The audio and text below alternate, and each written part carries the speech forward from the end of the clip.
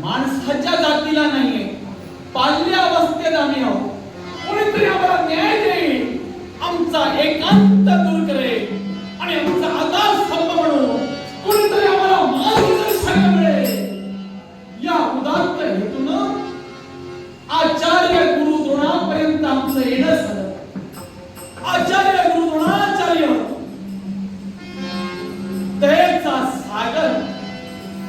विख्यात त्यांचं नाव आहे. एखाद्या शिष्याला कसं घडवावं, त्याला दोन पायावर कसं उभं करावं, धनुष्याला तलतका देऊन वैरी वृक्षाचा फडाशा कसा मारावा, हे आचार्य भारद्वाज गुरु द्रोणाचार्याकडे शिकावं. म्हणून आमची पावलं मानता आचार्य गुरु द्रोणाचार्य. गुरुदेव गुरुदेव गुरुदेव, आमचा प्रणाम स्वीकार करावा. कल्याण होईल आपलं. जो चरणाशी मिळाला त्याला आशीर्वाद देणं हे आद्य कर्तव्य. खरं आहे गुरुदेव.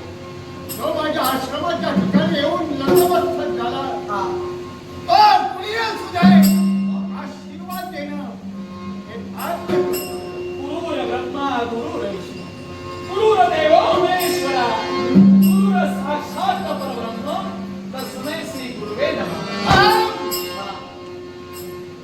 कित्येक शिष्यगण माझ्या आश्रमात आहे. खरं आहे. आतापर्यंत केव्हा तुझी पावलं पडली नाही. ते रास्त आहे. याच्यापूर्वी तुला या आश्रमात तेव्हा पाहिला नाही हा. आणि गुरु म्हणून माझ्या चरणाशी विलगतो आहे. ताण लागल्याशिवाय विहिरीचा शोध कोणी घेत नसतो.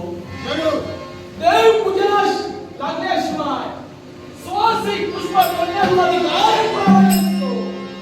तत्व ज्याला ते शिकायचं आहे, त्याला ज्ञानार्जन मिळवायचं असेल, अशी जागा कुठं असेल तर गुरुदेव तुमच्या चरणाशी राहावं आणि सर्व ज्ञान आत्मसात करावं. म्हणून नम्रतेने आम्ही आपल्यापर्यंत आलो. ऐकून ख्याती कीर्ती ऐकून आपली पावलं या ठिकाणी पडली.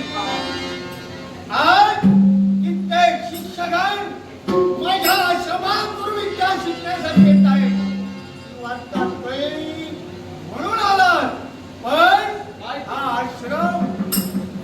हा आश्रम कुणाच्या बाबतीत? हे गुरुकुल कुणाच्या बाबतीत?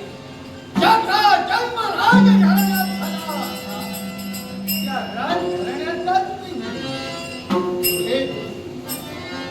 राजघराणं क्षत्रियांच्या मुलांना शिकविणं आणि म्हणूनच वरिष्ठांच्या आज्ञेनं हे गुरुकुल उभारण्यात आलं.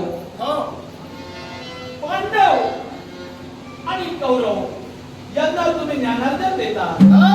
सांगा हो, काय? वृक्ष म्हटल्यानंतर ते विस्तीर्ण शायेला पसरलं जातं. त्याच्या शाखामध्ये फांद्या विस्तीर्ण होतात आणि विस्तीर्ण फांद्यावर विसावा घेण्यासाठी अनेक पक्षी येऊन बसतात आणि विसावा घेतात. येणारे जाणारे आवडलेल्या वृक्षाच्या शाळेत विश्रांती घेतात आणि संतुष्ट होतात. पण सांगा, हा देवचा महासागर आहे आणि ही पर्वणी निघाली कुठं? आचार्य गुरु द्रोणाचार्य या देवच्या महासागराला भेटायला. या विश्वाच्या पाठीवर विशाल अशा तऱ्हेचे वृक्ष आहे. त्या वृक्षाच्या छायेखाली पशु पक्षी वावरतात. खरंय. पण हे निसर्गाच्या बाबतीत, या निसर्गाच्या बाबतीत हा राजगुरूचा कुलगुरू मी राजकर्त्यांचा बनलोय. या ठिकाणी कुणी राहावं आणि आश्रित व्हावं असं नाही ना. आचार्य गुरु रोज लहान तोंडी मोठा घास घेतो. तुम्हाला आचार्य का म्हटलं गेलं? तो दुसऱ्याला ज्ञान देतो तो आचार्य. हो, पण तुम्ही आता तू म्हणतोय मला आचार्य का म्हटलं?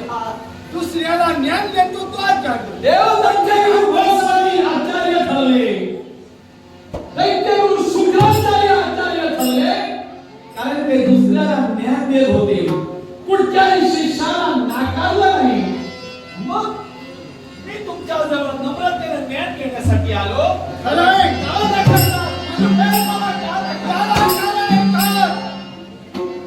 मी आहे तो राजगुरू. राजकर्त्याच्या पोटी शांत त्यांचा बांधील आहे. कुणी यावं आणि माझ्या पत्नीपदी नतमस्तक व्हावं म्हणून स्वीकार करावं त्याच्यातील गुरुदेव, लहान तोंडी मोठा घास घेतो. हं. मी राजगुरु, कोणी यावं आणि ज्ञानार्जन आचार्य गुरु द्रोणाचार्याकडे मिळवावं. मी कोणी आपण म्हणतात, हो. तुमचं बरोबर आहे. मी अभिराम पुत्र आहे, मी राधेय आहे, मी सूत पुत्र आहे. बाबा, बाल्य अवस्थेत मला स्वस्थता नाही. कोण जरी कोणास ठाऊ माझ्या रोगवाल मला रात्रीच्या वेळी सुद्धा रणांगण दिसतंय. असं वाटतंय खांद्यावर भला धनुष्य घ्यावा, पुष्कळवाणी हातात ठेवावा आणि त्या हातातील बाण अचूक शरसंधान करावे. असं माझ्या रक्तात सहसरत आहे. मनाची समजूत घातली. कित्येक वेळा प्रश्न मी वरिष्ठांना केला, पण निरुत्तर मी ठरलो. म्हणून गुरुदेव, माझं रक्त मला सांगते, रणांगणाची माती ती धूळ अगदी आपल्या भस्मासारखी चर्चा करावी. आणि समोर दिसणारा वैदिक वंशाचा शेवट करावा. पण ज्ञानाशिवाय रणांगणात जाणं म्हणजे अर्धवटाचं शिक्षण घेण्याचं आहे. आणि मला अर्ध शिक्षण नको आहे. म्हणून जगाला ज्ञान देणारी सावली मावली कोण असेल तर आचार्य गुरु द्रोणाचार्य हो. आणि ते मला नाकारताय. माझ्या प्रश्नाला उत्तर द्या. आचार्य गुरु द्रोणाचार्य, मी लहान आहे, आम्ही बाल्यावस्थेत आहो. तुम्ही म्हणाला मी तुला विद्येचे धडे शिकवू शकत नाही. काय हो, आकाशात सूर्यनारायण तळपतो, हो ना? तळपणारा सूर्यनारायण जगाला प्रकाश देतो, हे खरं आहे. खरं आहे. राजांच्या राजवाड्यात आणि गरिबांच्या झोपडीत सूर्य सारखाच प्रकाश देतो. तो कुठं भेदभाव करत नाही, तर तुम्ही भेदभाव करता. बाबा, तुम्ही तुला म्हटलं मी यांचा बांधील आहे. त्यांच्या अतिरिक्त दुसऱ्याला शिक्षकत्व म्हणून स्वीकार करण्याचा अधिकारच मला होत नाही. तर सूर्याची उपमा मला काढायचो. गुरुदेव, क्षत्रियाचा पुळका तुम्हाला कळला, पण त्या क्षत्रियानं तुम्हाला निर्दय हाती मागं घाललेलं. स्वतःच्या पुत्रासाठी तुम्ही धेनु मागण्यासाठी पांचाल देशात गेला होता, होय ना? पण त्या क्षत्रियानं तुमची निर्वासना केली. पंडितचं नातं तळ दिशेने वळलं. तरी सुद्धा शांत देशाचा पुळका तुम्ही काय घेऊन बसला? एका गोष्टीसाठी आज ज्या राज्याच्या राजा द्रुपदाला तिच्या माझा अपमान केला, मग अशा शास्त्र देशाला कांद्यानं काटा काढायचा होय, तो प्रश्न माझा राहील. क्षत्रियांचा पुळका चढल्यानंतर त्याच्या जवळ राहायचं असतं, तिथं दुरावा करायचा नसतो. मैत्रीत्वाचं नातं संपलं. राजा द्रुपदानं तुम्हाला जुगारून दिलं. ब्राह्मण क्षत्रियाचा भेद केला. देवाधीनं जगत सर्व मंत्राधीनं चं दैवतम. ते मंत्र ब्राह्मणाधीनं ब्राह्मण मम दैवतम. हा क्षत्रियाचा प्रतिशोध आहे आणि ब्राह्मणांचा क्षमा करण्याचा उद्देश आहे. कदाचित आम्ही चुकलो असेल, मग तुम्ही क्षमा का करत नाही? एका गोष्टीसाठी मी प्रथमच तुला म्हटलं मी बांधील आहे तो माझ्या गौरव पंचवांचा. मग त्यांच्या रोगीचा मला वाटत तू नाही. म्हणून तुला आज न्याय देण्याचा अधिकार मला पटत पण गुरुदेव, उच्च कुलात किंबहुना नीच कुलात जन्माला येणं हा जन्म घेणाऱ्याचा दोष असतो का? मुळीच नाही. नाही ना? मग मला सांगा, जसं तुम्ही मानवाला घडे देता, प्रत्यक्षात तुम्ही ब्राह्मण मानव आहात, तसा मी जाणता बोलता मानव आहे.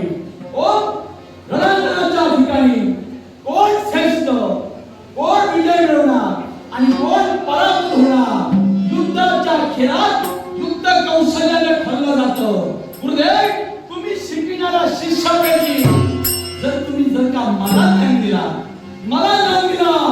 आणि ते 5 आणि ते 100 या 105 आणि तुमचा एक पुत्र आणि शिवाय 10 पुत्र यांच्यात जर का मी सवाई ठरलो तर माझ्या कर्तव्यानं तुमची मान उंचावली जाणार आहे. मग हे तुम्ही का स्वीकारत नाही? मी एक महिन्यानंतर दिवाण सांगितलं, मला तुझी गरजच नाही. ज्या दिवशी गौरवपणाला बांधली, त्या दिवशी त्यांच्या अधिकारात मी वावरतोय. मग त्यांच्या अधिकारावर अतिक्रमण करण्याचा अधिकार मला तुझा शिष्य म्हणून स्वीकार करी कसा करू? गुरुदेव, देवाला नैवेद्य देवळाचे अधिकारी सुद्धा ठेवतात, पण दर्शन घेण्यासाठी बाहेरून सुद्धा इकडे भक्त मंडळी येतात. मग प्रसाद ठेवणारा देवाला पावायचं असतं का आणि इकडं लाल मारायचे असते का? हा तुझा न्यायच आहे. पण मी तुला प्रथम म्हटलं, जिथं तुझा अधिकार तिथं पोचत नाही. आज तू या गौरवाला योग्य देतात नाही. बस गुरुदेव, म्हणलं मग, मी जर तुमच्या शिष्यांच्या योग्यतेचा नसेल, सामर्थ्याचा नसेल, अर्थात मी स्वतःला घडवेन. मी विद्या घेईन, रणांगणात कसं जायचं याचं ज्ञानाचं मी नेहमी तुमच्या शिष्यापेक्षा